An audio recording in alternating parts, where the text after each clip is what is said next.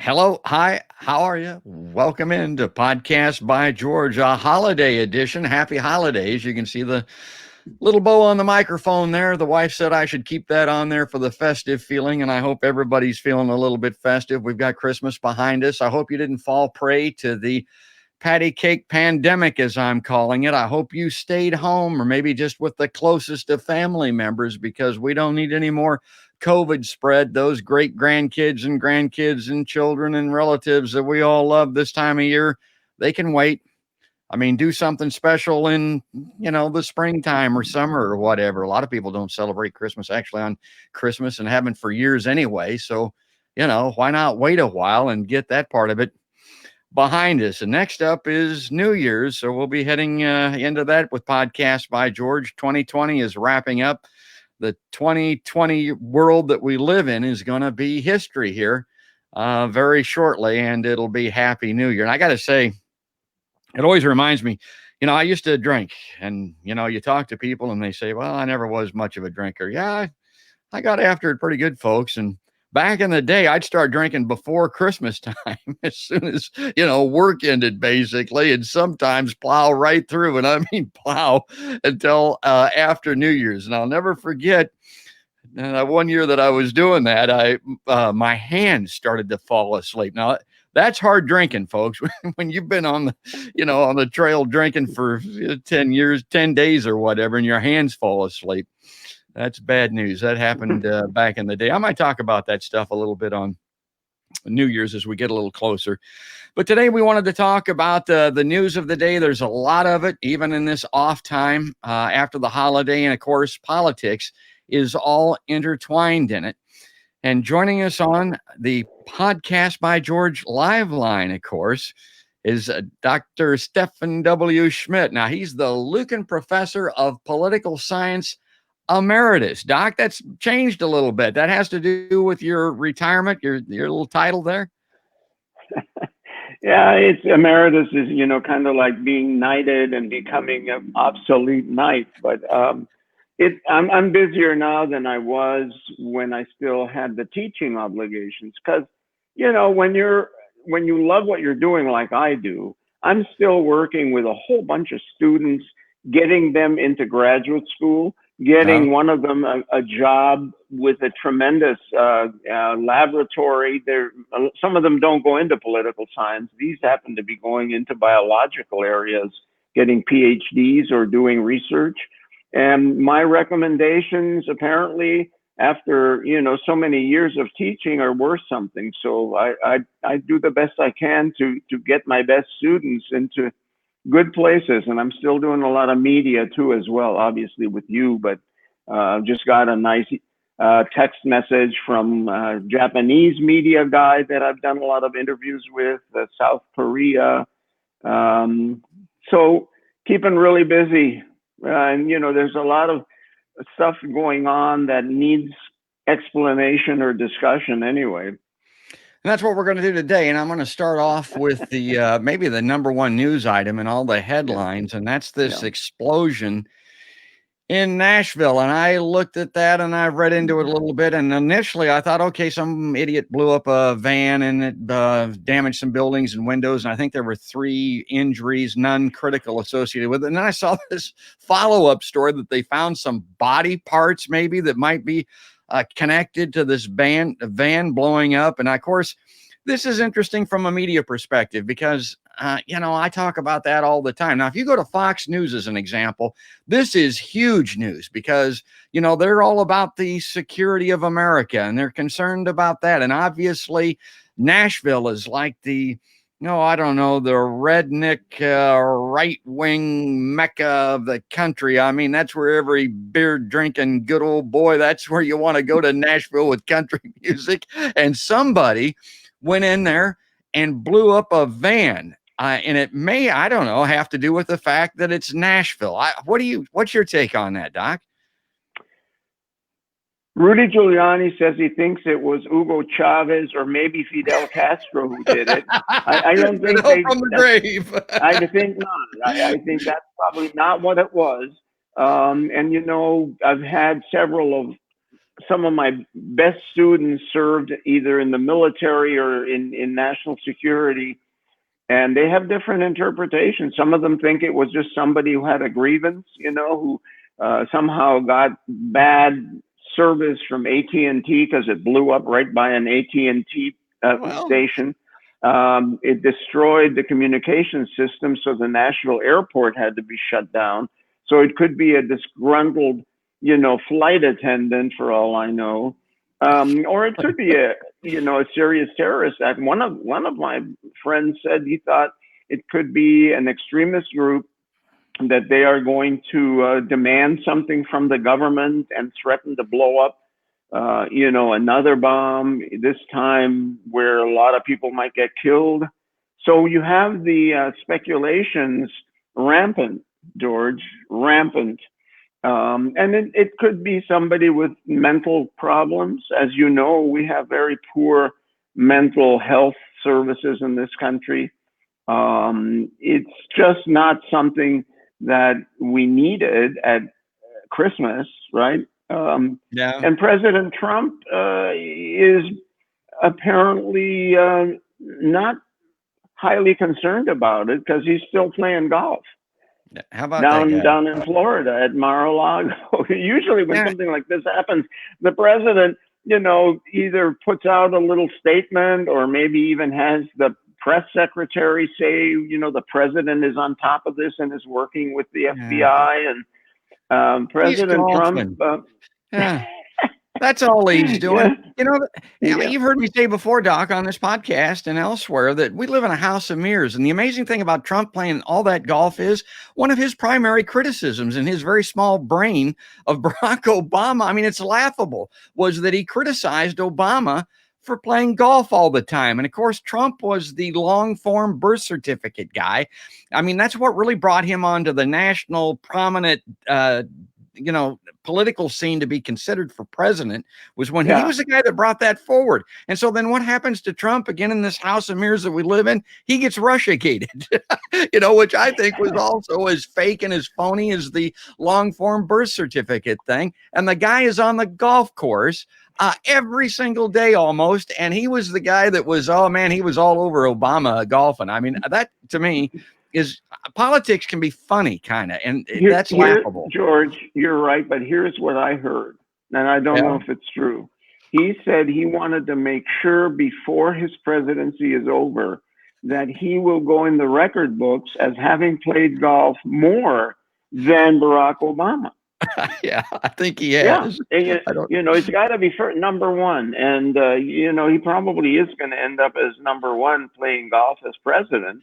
On the other hand, Eisenhower played Ike, most people don't remember who that is, but, others are saying, you know what?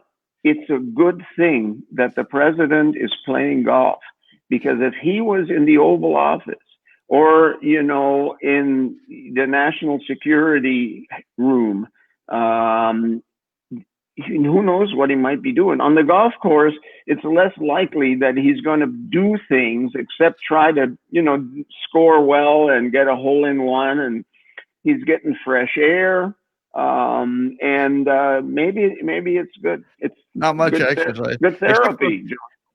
He's getting some greenery every time I see him hitting a shot. Again, I think this is a little bit of yellow journalism, and I'm going to talk about that in this podcast also. But he's always hitting out of the rough. I mean, every photo that you see of him, he's surrounded by weeds and all that. And I think, my God, does the man ever hit it in the fairway? Because every time I see him, he's in weeds up to his waist, whacking away out there. And Trump and his damn golf. Well, now, before we get off this Nashville thing, I wanted to share this with you because, it looks like there's some terrorism involved. Is it going to be foreign or domestic? Well, most of the terrorism in America, as you well know, is domestic in nature. Yeah. When I think of domestic terrorism, I think of that idiot Timothy McVeigh down there in that Mira building in Oklahoma City. Now, it was somewhat similar in that he rented a Ryder truck, rental truck, and put that anhydrous ammonia and diesel fuel and stuff in there and blew it up. And my God, the devastation that he created.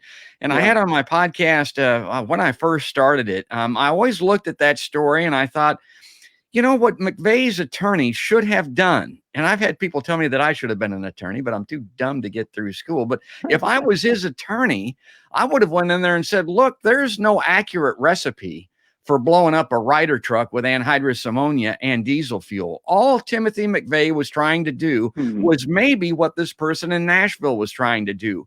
Come into town in a rental truck, blow it up, and make a point, because he was all pissed off about Waco and all that stuff. McVeigh was. He had no idea that he could bring down that federal building like that and kill all of those men, women, and little bitty children. That's the tragedy. That there was a daycare in the bottom stories of that damn building that he blew up, and it killed a bunch of kids. And then the other McVeigh story that I got to share, because it bears repeating. And I mean, you don't want to ever give these people too much credit. Don't ever give the mob credit. They're a bunch of thugs. They're not smart. They wouldn't be in that business.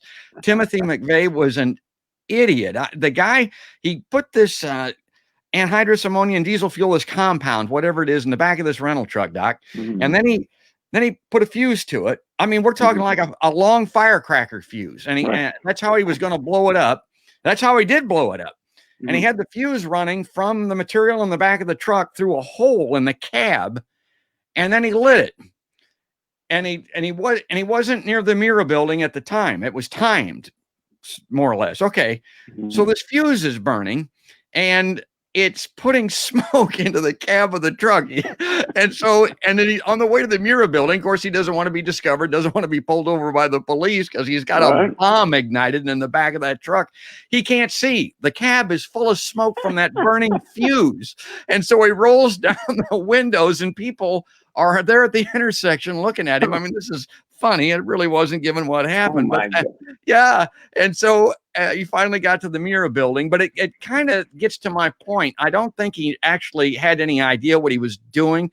He didn't know that a fuse like that put off smoke and wouldn't allow him to drive to where he was going. And I look at this thing in Nashville. Those people knew they were going to do that, obviously, or maybe they didn't intend to do it when they did. It could have been an accidental explosion. The material was there to do it, obviously. There was a loudspeaker or something going where they actually announced it, and it was a woman's voice. Right. And they, the woman's voice, apparently there was gunfire. And someone heard it and reported it to the cops, and they headed down there. They think the gunfire was on the recording. Oh. I heard that this morning, that it was all a package deal. Who knows what the body parts are, I mean, they're thinking it might be the person who did this, that it was a kind of a suicide, sort of crazy thing. It could have been a person who was abducted and stuck in there and forced to do this and blown up and had nothing to do with it. It could be a homeless person who was sleeping on the sidewalk, because apparently the cops had to move some people, and they did move a few people before it blew up. But it's just, it's another conversation that we shouldn't be having around Christmas time. We shouldn't be having it any time, but so it's a distraction. It means we're not talking about vetoes and the fact that President Trump is not signing bills that are crucially necessary for the military and for the budget and other things, right? We're talking about this. So maybe it was, maybe it was a Trump supporter who wanted to distract attention. Maybe it was a Democrat who was really angry at what's going on, and Antifa. Maybe it was Antifa. That's what Fox is saying. Antifa. Who knows? Who knows? And the liberals are saying that it was probably Atomwaffen, which is a right-wing conservative neo-Nazi group. We'll have to wait and see what the FBI and the Alcohol, Tobacco, and Firearms and others come up with here, and it'll be interesting to know in the end what it was, because it's unusual. Well, and what it portends, and most of what we've talked about, is the possibility of domestic terrorism. Let's hope that it's not foreign terrorism, because domestically, I think of Timothy McVeigh, think of foreign terrorism. Everybody in this country has got to think of 9/11. My God, those Saudis flew those 2 planes into the towers out there. 3,000 people were killed, and then we are still in the process of blowing people up because of that. 1.5 million people have died around the world, largely because of the U.S. response to the 9/11 attack by a foreign terrorist. So I don't know. You don't want to hope one way or the other, but that could be a real problem. We don't want the evidence to show that it was Iranian terrorists who blew it up. Yeah. We don't want to know that, because there's still plenty of time between now and when the next administration is sworn in to retaliate. Well, you mentioned those. God, I hope that isn't. Jeez, Doc. I can paint you even better scenarios if you want. Moscow, Beijing. Yeah. People that we've been chapping to get after for maybe it'll. Oh my God, let's perish the thought. Well, let's change gears here before I get too depressed. You're talking about those unemployment benefits in the stimulus package, and I was talking about yellow journalism. I want to put this up on the screen here, see if I have any luck, and the doc can look at this too. Yep. And let's see here. Okay. So this is an article. This is and a little bit of a Facebook post by me. And this is what you don't think about unless you think about it. Now, this headline reads, "Some won't get stimulus check. High earners, older students ineligible." Congress has passed a COVID-19 relief bill that will provide a second round of stimulus checks to millions of Americans as soon as next week. Congress did that, folks, assuming President Donald Trump, the evil orange man, and doesn't veto it. And then it goes on to tell you who wouldn't be eligible and all that. And then if you look way down in the article, which I've highlighted there is where they mention the fact that it contains that $600 slap in the face, as Tulsi Gabbard calls it, stimulus check for Americans. Now, that's not mentioned in the headline. It's not mentioned in the first paragraph or so. And over here on the right, you'll see my little post that says, "Millions don't read a daily newspaper, and those that do only scan the headlines." Maybe the first paragraph. And why does this article not mention the slap in the face $600 amount in the headline? And why does it not mention that even robber baron Donald Trump proposed $2,000 instead of intimating Trump may veto the stimulus? Good for about a half month's rent in most of the United States. And of course, I ask, are they too dumb, or are they in on it when it comes to the media? And I tell people, and Doc and I have talked about this, that the other bastion of yellow journalism that you'll see, and I encourage people to keep an eye out for this online also, as well as in print, obviously, but it's photojournalism. You'll see articles, even though they may be fairly even-handed, written in these even major metropolitans. I mean, we're talking the New York Times.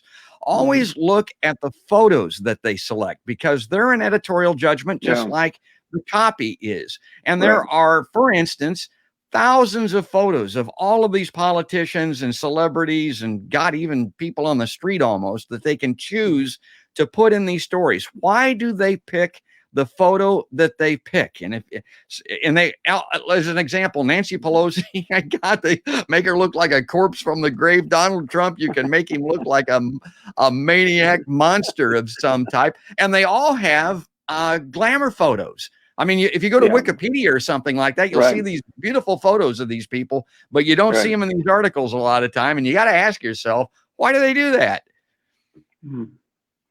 Well, they do it because they are sending you a message, and they've got their own audience. They know who their viewers or readers are. And, there is, and in the future, it's going to be even worse, because in the future, you can make up pictures that aren't real, but that look real. And so it's going to get even more wonky. And video. And video. And video, and you can duplicate the speech, and it's going to be horrible, because what's the truth? It used to be you could kind of tell what the truth was. You could trust the media somewhat, although journalism, there's a thing called yellow journalism that goes way the heck back, and yellow journalism stirred up Americans so that we could basically invade Cuba. With the explosion of the battleship Maine in the Havana harbor, which was blamed on the Spanish, who were still controlling Cuba, and that was all made up by newspapers in order to get circulation and to some extent get access to Cuba. Wow, fake news is nothing new. Well, weapons of mass No, destruction nothing in new. Iraq. That first Gulf War, they were throwing babies out of incubators. I don't know if anybody remembers that or not. Oh, My God, yeah. the world was aghast. That was untrue. Susan, Wright. yellow cake, uranium from Africa to make nuclear bombs, which was all made up. And a lot of it comes from Spook World. That Susan Rice was telling people that Muammar Gaddafi was providing his soldiers with Viagra so that they would rape the populace, so that women would be. And that was completely untrue. God, she was up for a cabinet position, Doc. She was being considered for one, and she told that lie. She was woven in with Benghazi. My God, the people. I mean, this yellow journalism can change the world, literally. George, you know what you should do? We should do a half-hour podcast that's all made up stuff.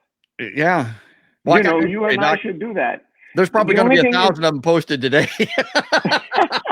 The only thing we have to do is be careful and not insult so that you can get sued, because that's the next interesting thing is, the whole Giuliani thing about, the Venezuelan voting machines made by Hugo Chavez and the company that they've insulted. And some employees of that company are suing. They're suing Fox. They're suing a lot of the conservative media. And I think they're going to sue Giuliani and that lawyer woman because they said, we're an international company and we have contracts all over the world to help run elections.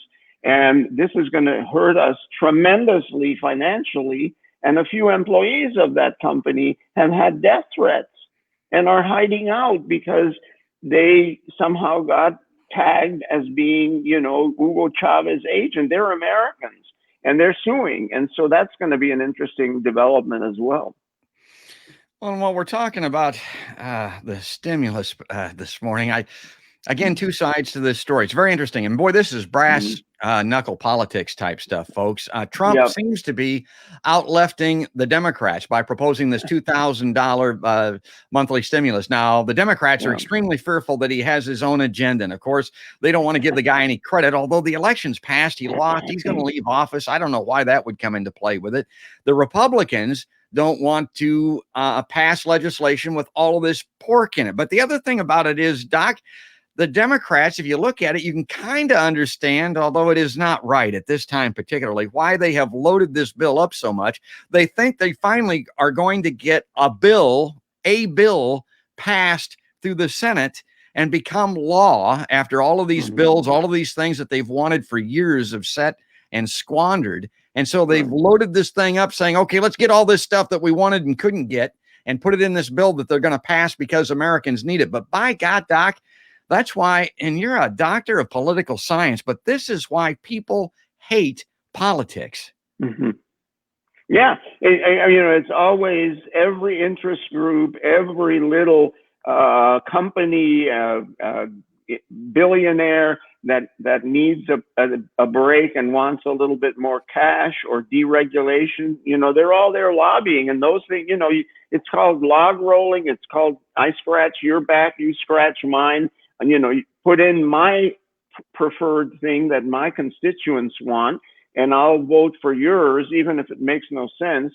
The bill is so huge that nobody has read it, which is another thing my students find horrible, because most legislation like that, the members of Congress have not read it. They stuck in their little thing. They can't read it. And so President Trump, they're saying President Trump may sign the bill. It's down in Florida somewhere at Mar-a-Lago, but they also said this morning he hasn't read it. He hasn't probably even seen it. They probably flew it down on a charter plane, or Mike Pence flew it down on Air Force 2 or something. They dumped it on a table. It's this thick. It's like a giant, Tolstoy novel. And there's no way in hell that the president is going to read it. And if he signs it, he won't know what he signed. I mean, who knows what's in there? He may It's not have not. read. He probably hasn't read a 5,000-page document in his life. No, and the problem is, I understand this morning he said, but this may not be true. He said to one of his aides, going down to Barnes and Noble and give me the cliff notes of this bill, and the cliff notes aren't out yet. Well, part of it is because, again, of all the pork. Now, you are aware, some of the stuff that's in here, and I don't think a lot of people are. The insult is the $600 stimulus for people after. Oh my God! What are we, almost a year into this thing now? We got $1,200. The oligarchs, the top 1%, got that $5 trillion that they're continuing to live high on the hog off of. And if you don't think so, look at the stock market. That's the only reason that thing is up there like that. Americans get this little $600 stipend, and then all the crap that's in this bill. I know you were holding your nose when you first looked at it. I got an email from you that you were shocked by the stuff that was loaded onto that. Someday, not today, someday we can go through call it the most egregious things that are in this 2020 bill. And it's typical, though. You know what? I mean, I've taught political science for 50 years, more than 50 actually, and 50 at Iowa State. And these bills always come at the very end of the session. It's a crisis. Everybody jams everything that they can into it, and it's passed. And there's always stuff in there that's unacceptable, incomprehensible, a giant waste of money, fraud and abuse, and there's no way to do it because our budget process is completely broken. We are in a way, we're a broken political system. A lot of things are not working in this country the way they should. There are very few countries in the world, I don't know of any, that don't pass a regular budget and sometimes a 2-year budget normally without throwing a lot of pork in it, and government shutdowns only happen when there's an uprising and the capital city of the country is on fire. But to have government shutdown, really, next week the government shuts down, and at the end of the year, in all this chaos that's going on, the thing that the biggest cynics, maybe the most realistic people, are saying, this is in order to distract from the incredibly big hack of American companies, security systems, email, Microsoft, by presumably the Russians, is what we think. But that hack is a big deal, apparently. And we're not talking about it. The media is not talking about the hack. They're talking about a snowstorm. They're talking about the explosion, in Nashville, and they're talking about President Trump not signing these bills. So that whole thing, which could be very destructive to the economy and national security, we're not talking about it, which, that's suspicious. Well, I wanted to ask you about this because I'm very cynical. You mentioned the cynicism of Americans, but you got Trump outlifting the Democrats here, saying, "Hey, give him $2,000." So, okay, Pelosi says, let's give him $2,000. Let's put that in the bill, and let's have a vote, Doc, by unanimous consent. Now, if folks don't know, that means unanimously. The House has to pass it. They didn't have a roll call vote where it wouldn't have to be unanimous. She puts it up for a unanimous consent vote. I look at that, Doc, and I think, what the hell would she do that for? All that requires is, a couple of the Republican rhubarbs to stand up and say nay, and it doesn't pass. Guess what happened? Kevin McCarthy stood up and said, "No, we're not going to pass that on unanimous consent." So it's stymied. It's dead again. Am I looking at this a little bit too much cynically, or is this all politics? Well, it wouldn't have been any different if they'd had it on a regular roll call, because a lot of the Republicans probably would have said no. But there'd be a record. Well, there would be a record. Yeah. But, it takes a long time when you do a roll call vote. Sometimes you have to have so many minutes of debate, and God, we're at the end of the year. We're Christmas. It's just a mess. We'll see. We'll find out what was behind the works when some of the great books come out about the catastrophe of 2020, and why things were done. Nancy Pelosi will write another book and explain what she was doing. And in the meantime, what we're seeing is, I'm seeing anyway, the disintegration of both political parties. I'm seeing the Democrats with tremendous internal conflicts and divisions. For example, who's going to get nominated to cabinet positions? African Americans are complaining there are not enough blacks. Latinos are complaining not enough Latinos. Progressives are saying, well, heck, there are not enough progressives. And conservative Democrats are saying, whoa, there are too many really liberal people, and they'll never get confirmed by the Senate. So, we should stay more in the middle of the road. The Republicans, of course, are divided between the traditional establishment and the Trump loyalists, and I don't know if that's going to heal up very well. So the world is looking at us as a country that's kind of splitting apart politically into conflicting tribes, and in a world as dangerous as this, that's not a good thing. Well, where I come down on those cabinet appointments, just like I did on the presidential race, I look at it and say, okay, who was in on the Iraq War? Who supported that? Who promoted that? Okay, you're out. I mean, that's a good starting point, for all of those seats that come into play for that. And then even Tom Vilsack, from Iowa, this kid from Pittsburgh that never sat on a Ford tractor in his life, his agriculture secretary. My God, a lot of the problems that we have, particularly with the polluted water here in Iowa and that type of thing, are because of Iowa. I look at that and say, you're out. Well, Doc, we're running out of time here. I wanted to ask you, because you've heard me talk about it, this proposal, this idea by Jimmy Dore, the podcaster. He's got 600,000 plus subscribers on Facebook. Not Facebook, but YouTube. Very popular. Yeah. And he wants to force a vote on Medicare for all. He'd like to see it get passed. He believes it should pass if it gets a floor vote, because Americans, and particularly Democrats who control the House, overwhelmingly support it. And he wants to leverage that by having a group of progressives say, we're not going to support the speakership of Nancy Pelosi unless she agrees formally, visibly, publicly to put this vote on a floor vote. And it looks like a great idea to me. I mean, I really like it because people like me on a smaller scale, and certainly people like Jimmy Dore on a larger scale, are oftentimes criticized because all they do is talk. All they do is bitch, piss, moan, and complain, a lot of people say. But this is a great legislative idea. It looks to me like I think a brilliant political move. What was your take on it?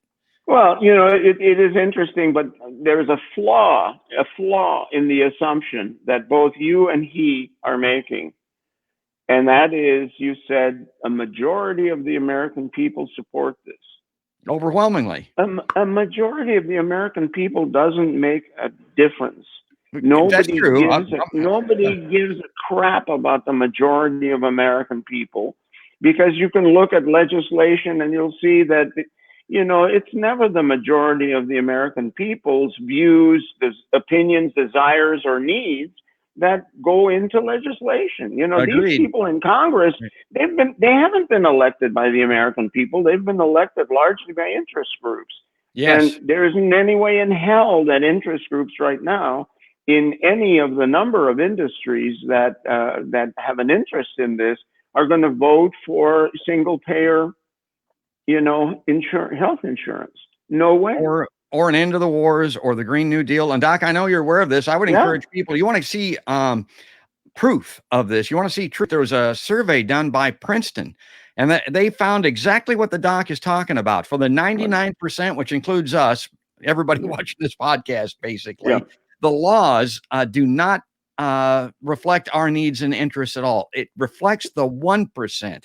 And that is, that's the donors, folks. That's the people that he's talking about. Everything that comes into law, everything that happened, it's what those folks want, because they're the ones with the money, and money is running this freight train to disaster. I gotta tell you, there ain't no doubt about Yeah, it. the powerful people and people with money run most countries in the world. Yeah. To be honest with you, I mean, if you think that Fidel Castro in Cuba, was doing everything for the people, no, I've been to Cuba, and there are a lot. It's there's a reason why the guy that I took a trip around Havana with in his horse carriage began to whisper shit to me about the government of Cuba, instead of saying it out loud in the hotel lobby or the bar of our hotel, which has surveillance cameras. There's a reason why. And that's that, powerful people, in many different ways, rule the world. And it's the starting with the pharaohs. Yeah, of ancient Egypt. Doc, before we go, I'm getting some questions here because you can comment, folks, if you want to pose a question to the Doc. And I've got one here from Bernadine on the chat that says, we could not possibly pay off $30 million of spending with taxes. And Doc, you and I haven't talked about this a lot. I've talked about it with some other folks on the podcast, but where do you come down on this MMT thing? Because I look at that and I say modern monetary principles or theory, MMT, proves that this money is not coming from our taxes. I mean, the central bank, the Fed, I mean, they pull a switch, the deficit goes up if you're keeping track, but this money is not coming from our taxes. Would you agree with that? Yeah, I think so. I mean, I think that what you have is a government that is in many ways, in many areas, so bloated that you could do a lot of efficiency if you didn't spend money on things that are frivolous, unnecessary, maybe cool and wonderful, but so the economy ultimately is driven by people working and making an income. And one of the problems we have is most people's income isn't enough for them to pay rent and food and electricity and heat. And when that happens is you have an economy that is artificial to a large extent. Well, and I'll put this chart up at another time, but it's very simply seen. All you've got to do is look at productivity in this country from 1980, basically, and then look at income of working Americans. Productivity goes up like this. Income for Americans is, I mean, it just has not hardly increased at all since 1980. And of course, what religion came into the forefront in 1980? What overtook the country? What's going to be on the front of Mount Rushmore one of these days, folks? It's Ronald Reagan. The great communicator, George, the great communicator. Oh, I mean, God. Politics is about selling people something. It is. I always say policy is like cereal. The ones with the nicest box and the best slogan and the most sugar is going to sell. Yeah. And if you think about our lifetimes, the two presidents that are, and we're to blame for it, and the media is to blame for it, but the two presidents that are going to be most remembered and talked about maybe 20, 30, 40 years from now, two guys that were entertainers.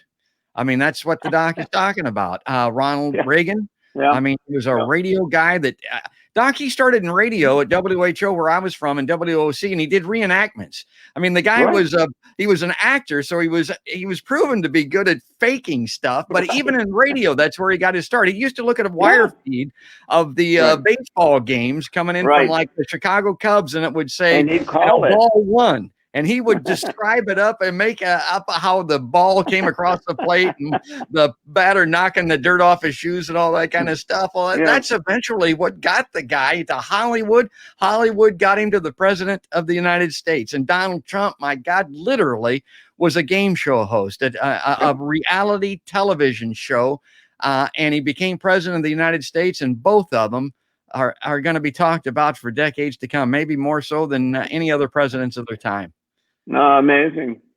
It is amazing. Well, we got to close up shop. We got to get out of here, even though it's live. And I really appreciate you coming on during this break. Anything in closing, Doc? I always like to give you the last words because you're the expert. You're the guy that's got 50 years standing in front of a classroom talking about this stuff to people at the university. Sure. I mean, this may seem perverse, but I think that when things get really, really bad, that's the time when people are willing to reform. And I think things are really, really bad. And maybe that it will help us clarify where we need to fix things in this country.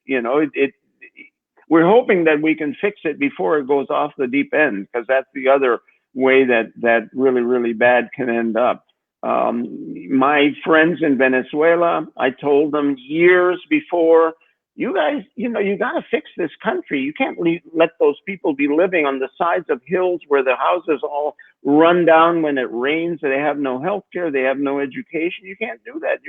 And you know what? They let it happen. And now they're in Miami or other places because their properties got taken away, and Hugo Chavez came in and they lost it all.